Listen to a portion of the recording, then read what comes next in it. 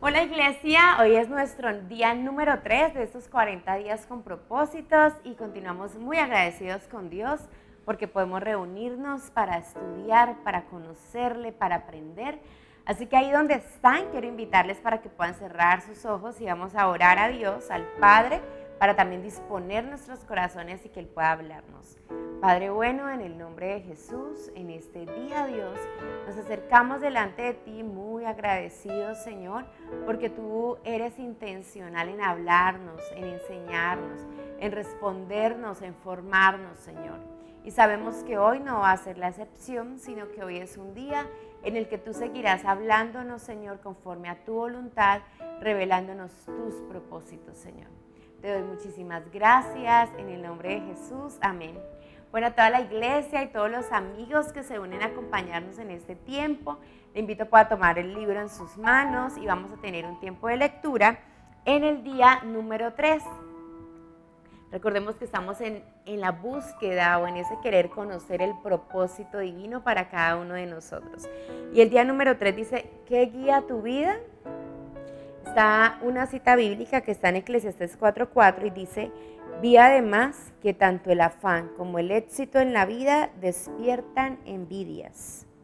Y hay una frase de Tomás Carlyle, dice, el hombre sin propósito es como un barco sin timón, un soplo, nada, nadie. Empecemos. Todos tenemos algo que guía nuestras vidas. Los diccionarios definen el verbo guiar como mover, conducir o empujar. Ya sea que conduzcas un automóvil, claves algo o golpees una pelota de golf, eres tú quien guía, empuja o mueve ese objeto en ese instante. ¿Qué es lo que guía tu vida? Primero, a muchos los guía la culpa, se pasan toda la vida huyendo de sus errores y ocultando su vergüenza. Quienes cargan culpa son controlados por recuerdos, permiten que su futuro sea controlado por su pasado, sin darse cuenta se castigan a sí mismos saboteando sus propios logros. Cuando Caín pecó, su culpa lo separó de la presencia de Dios y el Señor le dijo, en el mundo serás un fugitivo errante. Eso describe hoy a la mayoría de la gente que va por la vida sin propósito alguno. Somos el resultado de nuestro pasado, pero no tenemos que ser prisioneros del mismo. El propósito de Dios no está sujeto a tu pasado. Él, que convirtió a un asesino llamado Moisés en un líder y a un cobarde llamado Gedeón en un héroe valiente, también puede hacer cosas increíbles con lo que te queda de vida. Dios es experto en proporcionarle un nuevo comienzo a la gente. La Biblia dice, feliz el hombre a quien sus culpas y pecados le han sido perdonados por completo. Segundo, a muchos los guía la ira y el resentimiento. Se aferran a heridas que nunca logran superar. En vez de deshacerse del dolor por medio del perdón, lo mantienen una y otra vez en sus mentes. Los que viven motivados por el resentimiento se enclaustran e interiorizan su ira. Otros estallan y explotan ante los demás. Ambas reacciones son dañinas e inútiles. El resentimiento siempre te daña más a ti que a la persona con la que estás resentido. Mientras la persona que te ofendió quizás olvide la ofensa y siga su vida, tú continúas sirviendo de dolor, perpetuando el pasado. Escucha bien, los que te hicieron daño en el pasado no pueden seguir haciéndotelo a menos que te aferres al dolor por medio del resentimiento. Lo pasado, pasado está. Nada lo podrá cambiar. Te estás haciendo daño a ti mismo con tu amargura. Por tu propio bien, aprende de todo eso y libérate. La Biblia dice, entregarse a la amargura o a la pasión es una necedad que lleva a la muerte. Tercero, a muchos los guía el temor. Sus temores pueden ser el resultado de una experiencia traumática, de falsas expectativas de haber sido criados en un hogar de disciplina rígida o incluso de una predisposición genética. Cualquiera que fuere la causa, las personas condicionadas por el temor pierden oportunidades porque temen aventurarse a emprender cosas. Van a lo seguro, evitando riesgos y tratando de mantener el statu quo. El temor es un tipo de cárcel que tú mismo te impones, impidiéndote llegar a ser lo que Dios desea que seas. Debes reaccionar contra eso con las armas de la fe y el amor. La Biblia dice, la persona que ama no tiene miedo. Donde hay amor, no hay temor. Al contrario, el verdadero amor quita el miedo. Si alguien tiene miedo de que Dios lo castigue, es porque no ha aprendido a amar. 4. A muchos los guía el materialismo. El deseo de adquirir se convierte en la meta principal de sus vidas. Este deseo de querer siempre más se basa en la idea equivocada de que cuanto más tengas serás más feliz, más importante y vivirás más seguro. Pero los tres conceptos son erróneos. Las posesiones solo proveen felicidad temporal. Como las cosas no cambian, tarde o temprano nos aburrimos de ellas. Entonces queremos otras nuevas, más grandes y más modernas. No deja de ser un mito eso de que mientras más tenga, más importante soy. Cuánto valemos como personas y cuánto valemos por lo que tenemos no es lo mismo. No se puede determinar cuánto vales por las cosas que posees. Y Dios dice que las cosas más valiosas en la vida no son los bienes que posees. El mito más común respecto al dinero es que cuanto más tengas, más seguro estarás. No es así. Se pueden perder las riquezas por muchas razones que están fuera de tu control. La verdadera seguridad se fundamenta solo en algo que no te pueden quitar, tu relación con Dios. 5. A muchos los guía la necesidad de ser aceptados. Permiten que las expectativas de sus padres, cónyuges, profesores o amistades controlen sus vidas. Muchos adultos siguen tratando de ganarse la aceptación de sus padres, a quienes es imposible agradar. A otros los guía la presión de los amigos, preocupándose siempre por el qué dirán. Tristemente, aquellos que siguen al mundo, por lo general, se pierden en él. Desconozco todas las claves para el éxito, pero tratar de agradar a todo el mundo es una de las claves para el fracaso. Ser influenciado por la opinión de los demás te garantiza perder los propósitos de Dios para tu vida. Jesús dijo, nadie puede servir a dos señores. Hay otras influencias que pueden guiar tu vida, pero todas terminan en un callejón sin salida. Por ejemplo, potencial sin poder usarlo, estrés innecesario y una vida vacía. Esta jornada de 40 días enseñará a llevar una vida con propósito, una vida guiada, controlada y dirigida por los propósitos de Dios. Nada es más importante que conocer los propósitos de Dios para tu vida y nada puede compensarte por no conocerlos, ni siquiera el éxito, la riqueza, la fama o los placeres.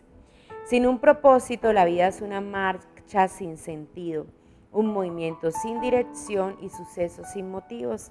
La vida sin propósito es trivial, insignificante e inútil. Beneficios de una vida con propósito. Hay 5 grandes beneficios de vivir una vida con propósito. El primero, conocer tu propósito le da sentido a tu vida. Fuimos creados para tener significado.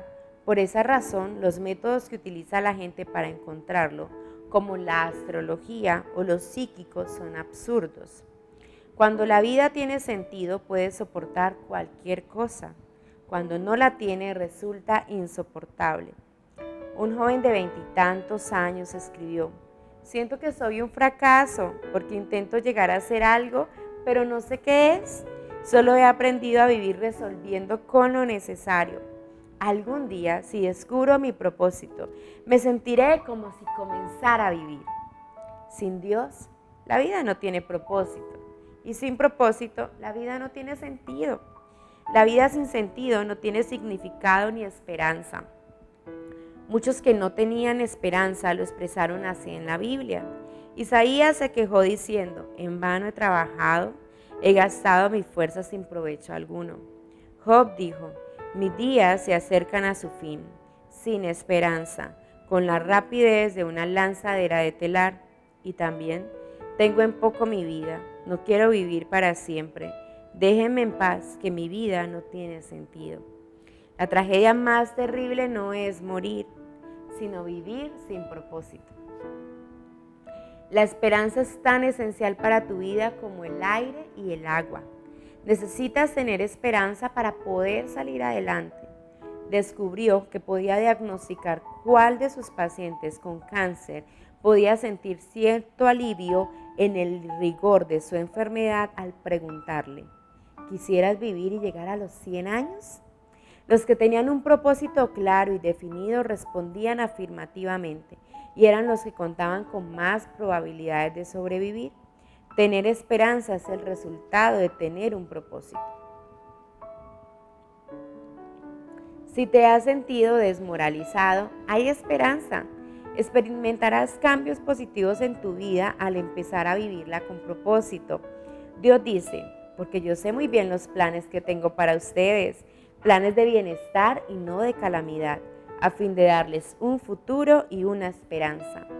Quizás sientas que estás encarando una situación imposible, mas la Biblia dice: Dios puede hacer muchísimo más que todo lo que podamos imaginarnos o pedir, por el poder que obra eficazmente en nosotros. Segundo, conocer tu propósito simplifica tu vida. Esto define lo que haces o lo que dejas de hacer. Tu propósito se convierte en el patrón que usarás para evaluar qué cosas son esenciales y cuáles no. Formúlate la pregunta: ¿esta actividad que voy a realizar me ayudará a cumplir los propósitos de Dios para mi vida?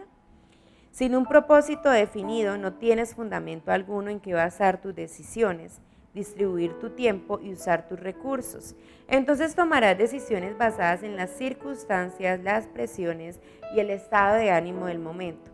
Los que no entienden su propósito suelen esforzarse demasiado y eso causa estrés, cansancio y conflicto. Es imposible que logres hacer todo lo que los demás quieren que hagas. Solo tienes tiempo para hacer la voluntad de Dios. Si no logras terminarlo todo, significa que estás haciendo más de lo que Dios quiere que hagas. O quizás estás viendo demasiada televisión. Vivir con propósito nos lleva a un estilo de vida más sencillo y a un plan de actividades más saludable. La Biblia afirma: hay quien pretende ser rico y no tiene nada. Hay quien parece ser pobre y todo lo tiene. Te lleva también a tener tranquilidad. Al de propósito firme guardarás en perfecta paz, porque en ti confía. Tercero, conocer tu propósito enfoca tu vida. Esto hace que dirijas todo tu esfuerzo y energía a lo que es importante. Te conviertes en una persona efectiva al ser selectivo. Es natural que las cosas sin importancia nos distraigan. Jugamos a la ruleta rusa con nuestras vidas. Henry David Thoreau observó que la gente vive una vida de desesperación silenciosa, pero hoy una descripción más exacta sería distracción sin propósito. Muchas personas se asemejan a los giroscopios que giran con rapidez sin dirigirse a ningún lugar. Sin un propósito claro, seguirás cambiando de dirección, de trabajo, de relaciones, de iglesia y muchas cosas más, esperando que cada cambio pueda resolver la confusión o llenar el vacío de tu corazón. Esta vez quizás sea diferente, pero eso no resuelve tu verdadero problema, es decir, la carencia de enfoque o propósito. La Biblia dice: no sean insensatos, sino entiendan cuál es la voluntad del Señor. El poder de enfoque puede apreciarse con la luz. Un haz difuso tiene poco poder o impacto, pero puedes enfocarlo mejor concentrando su energía. Los rayos del sol, con la ayuda de una lupa, pueden ser dirigidos para quemar papel u hojarasca. Cuando la luz es enfocada aún más, como los rayos láser, pueden atravesar el acero.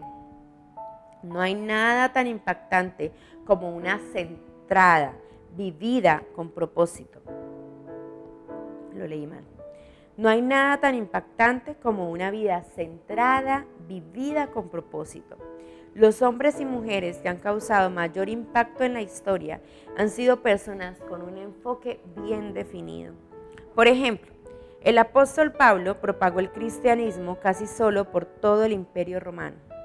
Una vida enfocada era su secreto. Él dijo: una cosa hago, olvidando lo que queda atrás y esforzándome por alcanzar lo que está adelante. Si deseas que tu vida impacte, enfócala. Ya deja de titubear. No trates de hacerlo todo, haz menos. Tienes que deshacerte aún de las buenas actividades y concentrarte en hacer lo más importante. Nunca confundas actividad con productividad. Puedes estar ocupado sin propósito alguno, ¿y de qué sirve? Pablo dijo: aquellos que queremos todo lo que Dios tiene, mantengámonos enfocados en la meta. Cuarto, conocer tu propósito estimula tu vida. El propósito siempre produce entusiasmo. No hay nada que dé tanto ímpetu como tener un propósito claro. Por otro lado, el entusiasmo se disipa por falta de propósito. El simple hecho de levantarse de la cama se convierte en una tarea ardua. Por lo general, es el trabajo sin propósito, no el excesivo, el que nos acaba, nos deja sin fuerzas y nos roba el gozo. George Bernard Shaw escribió: esa es la verdadera felicidad de la vida, ser usado para un propósito y poder reconocer su supremacía, ser una fuerza de la naturaleza en lugar de algo inconstante, un saco de males y lamentos, siempre quejándose de que el mundo no se ha dado la tarea de hacerlo a uno feliz. Quinto, conocer tu propósito te prepara para la eternidad. Muchos se dan a la tarea de emplear toda su vida en crear en la tierra un legado duradero. Quieren que se les recuerde después de muertos, pero al final lo más importante no es lo que otros dicen de su vida, sino lo que Dios diga. Muchos no se dan cuenta de que todos los logros personales son superados tarde o temprano. Las marcas se rompen, la reputación se desvanece y los homenajes se olvidan. La meta de James Dobson en la universidad era llegar a ser el campeón de tenis. Se sintió orgulloso cuando pusieron su trofeo en un lugar prominente de la vitrina de exhibición. Años después, alguien se lo envió. Lo habían encontrado en un depósito de basura cuando estaban renovando el edificio universitario. James exclamó: cuando pase el tiempo, alguien tirará a la basura todos tus trofeos. Vivir para dejar un legado terrenal es una meta que revela muy poca visión. El uso más sabio de tu tiempo es que edifiques un legado eterno.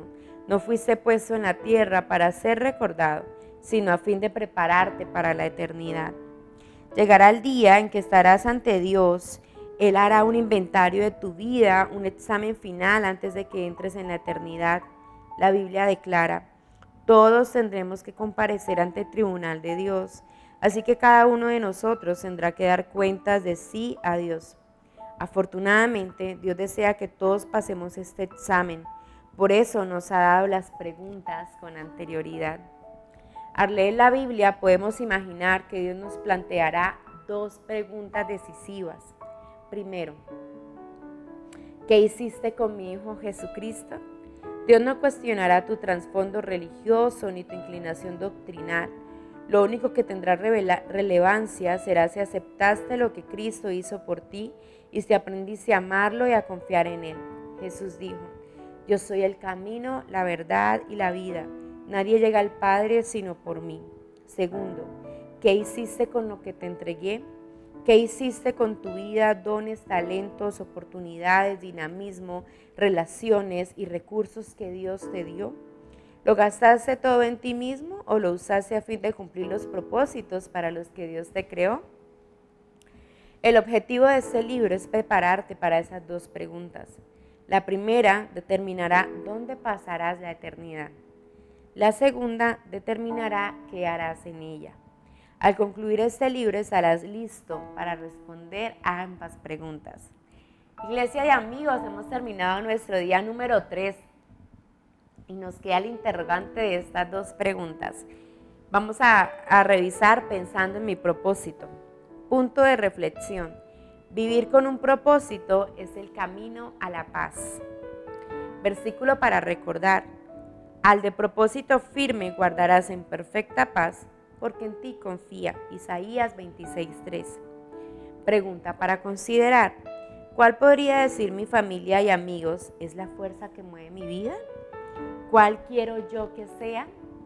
Bueno, y de esta manera terminamos nuestro día número 3. Estamos muy agradecidos con Dios porque solo llevamos 3 días de lectura y yo sé que Dios ha hablado a nuestras vidas cada uno de estos días.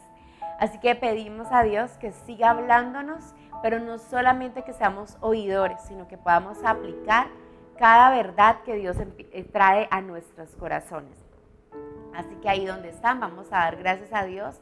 Gracias, amado Dios, gracias por hablarnos. Ayúdanos a identificar hasta el día de hoy qué es lo que ha guiado nuestra vida, Dios. Y ayúdanos a dejarnos guiar por ti, a tus propósitos eternos. Te damos muchas gracias por hablarnos. En el nombre de Jesús, amén.